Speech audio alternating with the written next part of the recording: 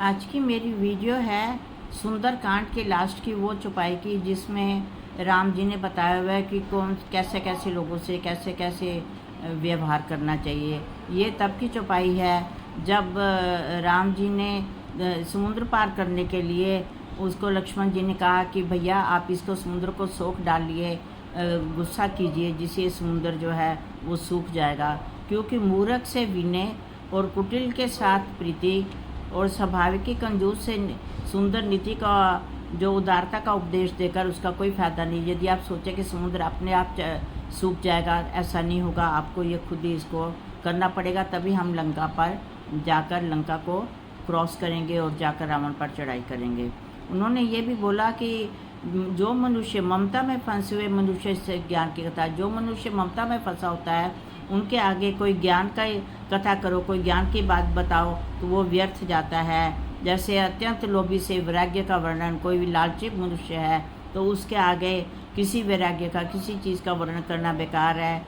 क्रोधी से शम शांति की बात, जो गुस्से वाला इंसान होता है उसके आगे यदि कोई शांति की बात करे और उससे बोले कि आप शांति से रहें, ऐसा कोई उपदेश दें तो वो बेकार है। इसी तरह कामी से भगवान की कथा, जो एथियस्ट होता है, जो भगवान को नहीं मानता, उसके साथ जो है कोई भगवान की कथा बताएं तो उसके ऊपर कोई असर नहीं होता।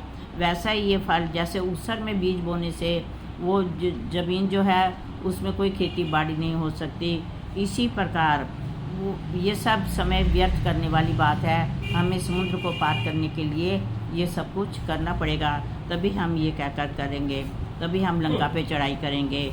ऐसा कहकर रघुनाथ जी ने धनुष चढ़ाया। ये मत लक्ष्मण जी के मन को बहुत अच्छा लगा। उनको बहुत अच्छा लगा कि राम जी अब जो हैं ऐसा करने लगे हैं और हम जाकर समुद्र को पार करेंगे और उसमें समुद्र में अग्नि की ज्वाला उठेगी। परंतु उसी समय समुद्र ने उनको ये एक बताया कि मैं आपको एक उपचार, मतलब एक उसका रास्ता बताता हूँ जिससे आप इजीली समुद्र को पार कर पाएंगे। क्योंकि राम जी ने समुद्र से कहा कि हमें कोई रास्ता बताइए ताकि मेरे को धनुष ना चढ़ाना पड़े। उन्होंने बोला कि आपके यहाँ दो वानर हैं जो कि इनको जो है नील और नल के नाम से दो वानर हैं, जिनको ऋषि से आशीर्वाद मिला हुआ है। वो बड़े बड़े पहाड़ उठाकर जो है वो समुद्र पे फेंक देंगे और समुद्र पे वो तैरने लग जाएंगे। ये उनको वरदान मिला हुआ है। इस तरह आप उस पर पुल बनाइए और समुद्र को पार कर दीजिए, आपको ये सब कुछ करने की ज़रूरत नहीं है। तो प्रभु के हृदय में ये बात आ गई और उन्होंने ऐसा ही किया और नील और नल दो वानर भाइयों ने उन्होंने समुद्र को रास्ता बनाया। इस तरह कहते हैं कि जो मनुष्य जिसके लायक होता है, जिस पर जिसका कोई असर नहीं होता, वो कार्य करने का कोई फ़ायदा नहीं। जय जय श्री राम, जय जय श्री हनुमते नमः।